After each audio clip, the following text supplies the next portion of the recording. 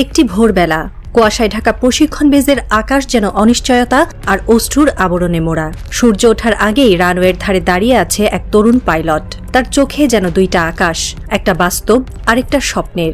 বুকের উপর গেঁথে আছে পতাকা, গর্ব আর শপথ। এই দেশের আকাশ জয় করতে হবে যে কোনো মূল্যে। মায়ের কাঁধে ঝুলে থাকা ওড়নাটা হঠাৎ বাতাসে উড়ে যায়। তার চোখে জল। আজ তার ছেলেটা আকাশে উঠবে। কেউ জানে না এটাই কি শেষবার।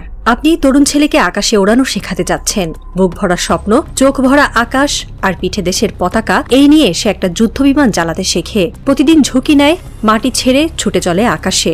আপনি জানেন ওর প্রতি ঘন্টা প্রশিক্ষণ ফ্লাইটে খরচ হয় প্রায় 1 লক্ষ টাকা। এই প্রশিক্ষণ শেষ করতে লাগে কমপক্ষে 100 ঘন্টা।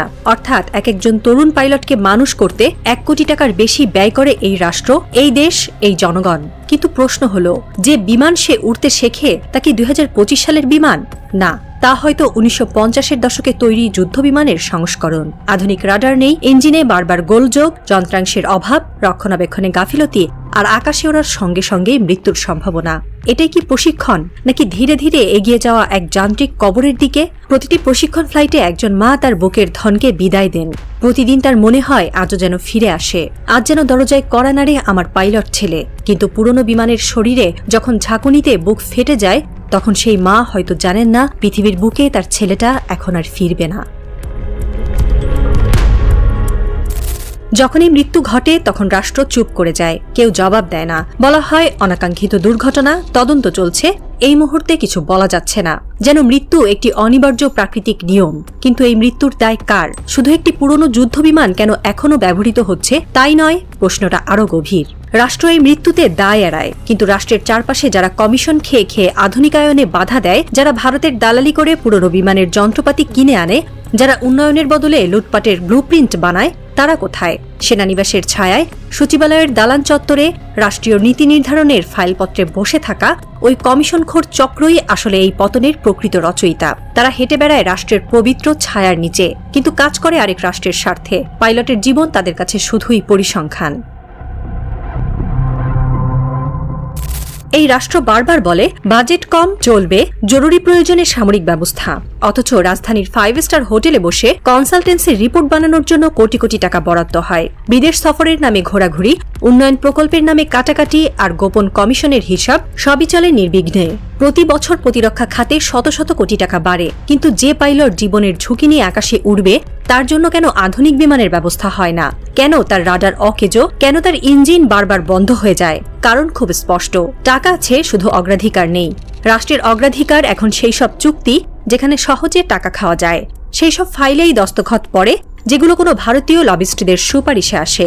সেখানেই দেখা যায় অদ্ভুত সমীকরণ। জীবনের চেয়ে বড় হয়ে ওঠে লভ্যাংশ, দায়িত্বের চেয়ে মোটা হয় কমিশনের খাম। পাইলট বা মানুষের মৃত্যু এখানে দুর্ভাগ্য নয়, বরং রাষ্ট্রের অপসংস্কৃতির অনিবার্য পরিণতি।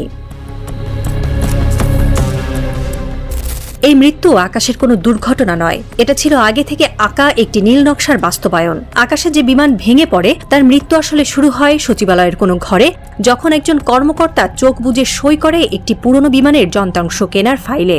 তারপর সেই ফাইল ঘুরে যায় এক দালালের টেবিলে, এক কমিশনভোগীর ড্রয়ারে, এক বিদেশি দূতাবাসের ক্লিয়ারেন্স ডেস্কে।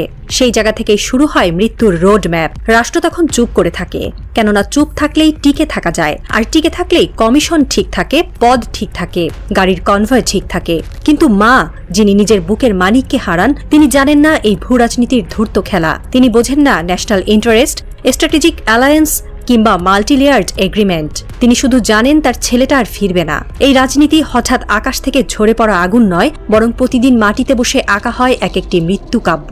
আকাশ নয়, আসলে ভূমি থেকেই আসে সেই অগ্নি। যে বারান্দায় মা দাঁড়িয়েছিলেন সেখানে সেদিন কোনো রক্ত পড়েনি, তবু তার বুকের ভেতরে ঝরে পড়েছে এক মহাবিপর্যয়। ছেলের প্রতীক্ষায় তার দুটি চোখে জমেছে অগণন রাত, অজস্র প্রার্থনা। সেই মা রাষ্ট্রের ভাষা বোঝেন না কিভাবে সংবাদ সম্মেলনে বানিয়ে বানিয়ে বলা হয় পাইলট দক্ষ ছিলেন, বিমান নিয়মিত রক্ষণাবেক্ষণ করা হতো, তদন্ত চলছে। তার কাছে এসব শব্দের কোনো মানে নেই। তার কাছে আছে শুধু একটা ছবি, ছেলের শেষ হাসি, একটা খবর তাকে বলেছিল বিমান ভেঙে পড়েছে, কিন্তু কেউ তাকে বলেনি কেন সেটা ভেঙে পড়ল। সেই খবর অক্ষত থেকে যায়, কারণ সেটার গায়ে লেগে থাকে রক্ত নয়, গাফিলতির ছায়া।